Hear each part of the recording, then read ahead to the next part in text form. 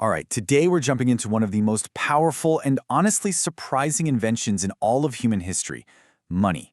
It's this incredible journey that takes us from seashells all the way to servers, and trust me, the real story is way stranger than you probably think. Let's dive in. So let's start with a kind of a wild idea. What if all that money you work so hard for, the dollars, the euros, whatever, what if it isn't actually a real thing? What if it's just a story? A story that we all just agree to believe in? Well, that's the big secret behind money. And to really get it, we have to go all the way back to the beginning. So to start our journey, we first have to bust a pretty common myth. We've all heard those stories about ancient people bartering, trading like 3 chickens for a cow. But the reality? It was actually a whole lot more personal than that. Yeah, that classic image of direct bartering? Turns out, it was actually pretty rare. Instead, small communities ran on trust and, well, memory. It was basically an economy of favors. If I gave you some of my hunt today, the understanding was you'd help me fix my roof next month. It wasn't a cold, hard transaction. It was all about the relationship. The currency, really, was just remembering who owed who. But as societies got bigger, just trying to remember everything wasn't going to cut it. So people started using physical things as a sort of shared IOU. And get this, the stuff they used was all over the map. In parts of Africa and Asia, it was these beautiful cowrie shells. Roman soldiers were paid in salt, which, fun fact, is where we get the word salary. And on the island of Yap, they used these enormous donut-shaped limestone wheels. The key thing to understand here is that these things weren't valuable on their own. Nope, they were only valuable because everyone agreed they were. Now, this system worked for a while, but it had its limits. How do you know if your pile of salt is worth the same as my pile of salt? This whole problem of trust and measurement led to the next massive leap forward, a truly revolutionary idea that was about to change everything. So, around 600 BCE, in a place called Lydia, which is modern-day Turkey, some king had a brilliant idea. What if I just stamp a piece of metal with my official seal? And boom, the coin was born. It was a promise, a guarantee of value from the most powerful guy around. And then you get leaders like Alexander the Great and the Roman emperors using these coins to pay their massive armies, which spread the idea like wildfire across the entire known world. And here's why that was such a game changer.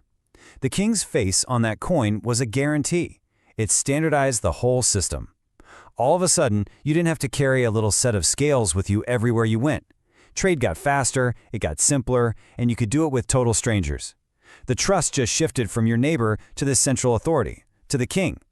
So for over 2,000 years, money was this physical lump of metal. But lugging all that metal around was heavy, it was inconvenient, and let's be honest, it was pretty dangerous. So human ingenuity kicked in and found another way. Can you imagine being a merchant trying to haul your entire fortune in gold and silver coins? You were basically a walking target for every bandit on the road. It was just totally impractical. There had to be a better way. And the solution didn't come from a king this time. It came from merchants and goldsmiths. Okay, picture this. It's London in the 1600s. You take your gold to a trusted goldsmith to keep it safe, and he'd give you a paper receipt for it. Well, pretty soon, people figured out it was way easier to just trade the paper receipts instead of constantly going back and forth to get the actual gold. And that's when the goldsmiths had their light bulb moment. They realized, hey, not everyone is coming for their gold at the same time, so we can actually issue more notes than the gold we have in the vault. And just like that, fractional reserve banking was born. And this right here was a massive shift in how we think. For the very first time, that piece of paper in your hand wasn't valuable itself. It was valuable because it represented a promise to pay. Money was no longer an object. It was pure, unadulterated trust. Now, for centuries, that paper promise was still tied to something physical. It had an anchor.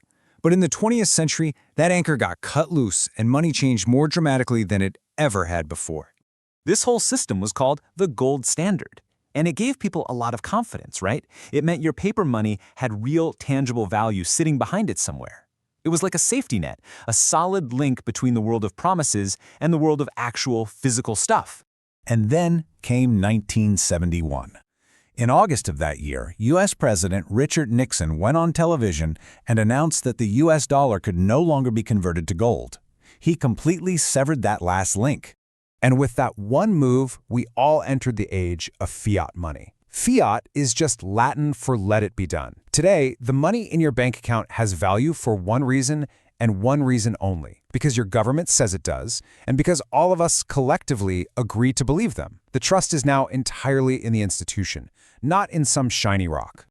But believe it or not, the abstraction was just getting started. With credit cards and electronic bank transfers, money started to just dematerialize. It completely shed its physical form, dissolving into nothing more than numbers on a screen, just bits of data zipping around the planet. Wealth became pure, weightless information. So, where does that leave us today? Our entire global financial system is built on this idea of trusting these big, central institutions. But there's a new idea on the block, and it's challenging that very foundation.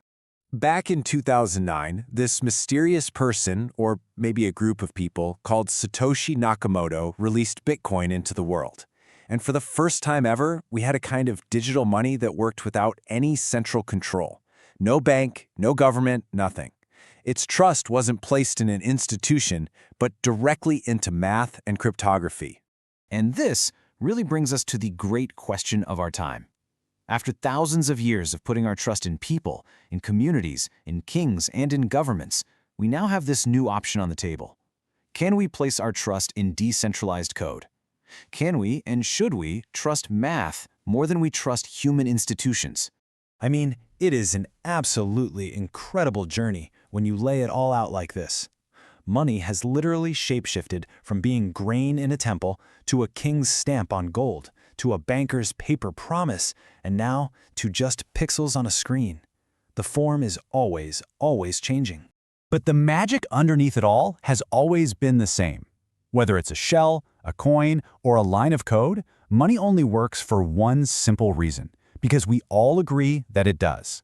It might just be the most successful story humanity has ever told itself.